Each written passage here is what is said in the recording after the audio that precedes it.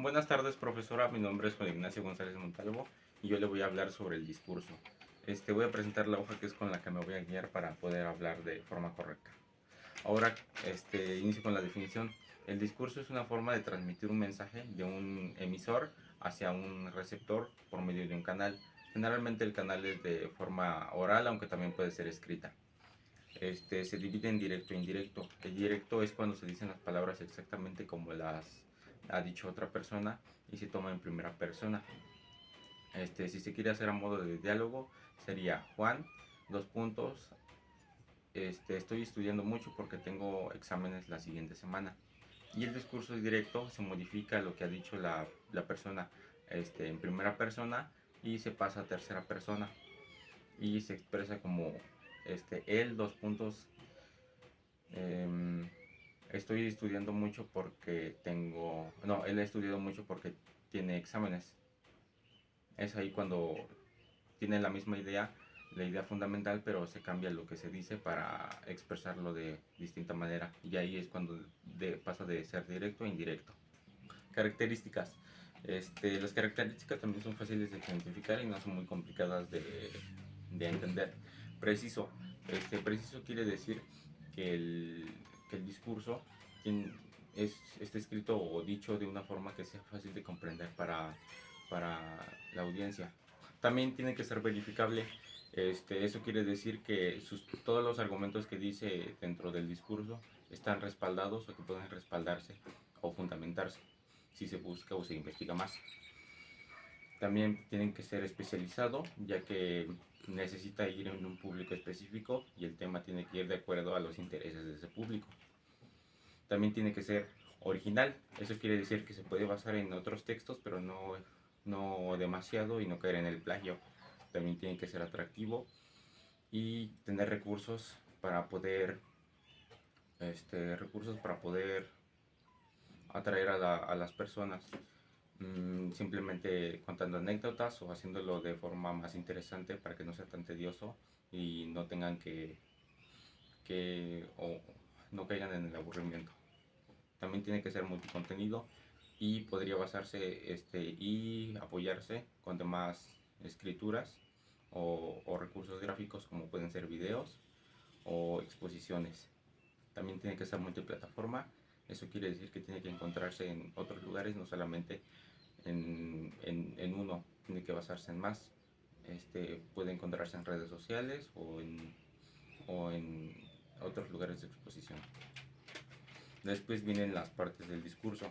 Las partes del discurso se dividen en dos. La primera es un básico que se utiliza para todo tipo de textos y es introducción, desarrollo y conclusión. Y la segunda ya es más propia del discurso. Inicia con el exordio. El exordio simplemente lo que busca es llamar la atención de la persona, del receptor. De ahí sigue el narratio, en el cual una vez ya tienes la atención de la persona, presenta el tema de lo que va a hablar principalmente. De ahí sigue el divicio, en donde desarrolla ese mismo tema y defiende sus argumentos. Del divicio sigue el confirmatio. Lo que hace es busca argumentos que puedan respaldar de buena forma ¿cómo se llama? El tema que busca hablar.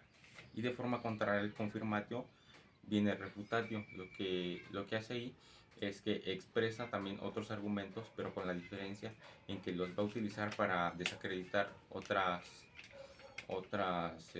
argumentaciones de otras personas y darse la razón a sí mismo. De ahí sigue el conclusio, que no es nada más que la conclusión propia del discurso. De ahí sigue la finalidad del discurso. El discurso es muy variado y a decir verdad no tiene una finalidad ¿cómo se llama? Propia para todo tipo de entornos. Varía mucho dependiendo de dónde se exponga, pero principalmente son 6. Tiene que entretener, cautivar, argumentar, informar, convencer y persuadir. Después siguen los tipos de discurso. Se dividen en dos, en estructura y según el área. Primero es el narrativo, narra hechos del pasado, aunque pueden ser verdad o ficticios. De ahí sigue el descriptivo, describe de lo que se habla, pero con la diferencia en que no intenta darle un significado propio o una opinión propia. Después es el expositivo, en donde habla sobre todo el contenido que va a dar, pero de forma clara y concisa, sin opiniones personales también. Después el argumentativo. El argumentativo expone sus propios argumentos, su punto de vista, y lo que busca es hacer que el receptor cambie su modo de ver las cosas y las ponga de la misma forma que el emisor. Después viene a forma de área dentro del mismo tipos de discurso. Primero es político, que se habla en un tono más formal. Después es religioso, que se utiliza para hablar sobre los dogmas religiosos y sobre la misma religión. Después es el publicitario, lo utilizan principalmente para hablar sobre productos o bienes que puedan vender al público. Después es el empresarial. El empresarial lo utilizan para dar información y este, dar avisos dentro de la misma empresa sobre cambios de ella. Después es el académico y es casi lo mismo que el empresarial, pero dentro de una institución hablan sobre las actualizaciones de unas cosas como sus normas, entre otras cosas. Después vienen las perspectivas del emisor. Objetiva simplemente dice el texto tal y como es y entonces no le da un significado más allá de lo que dice. Crítica. Intenta buscar los problemas dentro de su entorno e identificarlos para así exponerlos al público. Admirativa generalmente se utiliza en costumbres para admirar los hechos y que sea más atractivo de ver hacia las personas. Y después viene la problematizadora, en lo que busca es indagar en los pensamientos de los receptores y hacerlos cambiar de parecer o cuestionarse a sí mismos. Después vienen las estrategias persuasivas, iniciando con la apelativa. La apelativa lo que hace es hablar sobre sentimientos o intentar causar conmoción entre las personas para así tener un sentimiento más de conexión. Después vienen las exhortaciones, en donde busca contar anécdotas para hacer el discurso un poco más liviano y no tan pesado a base de pura información.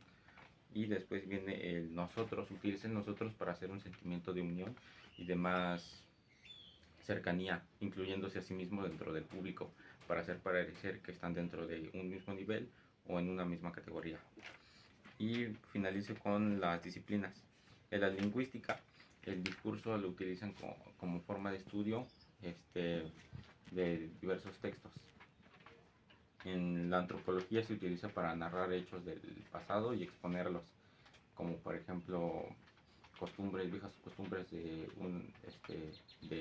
tribus anteriores.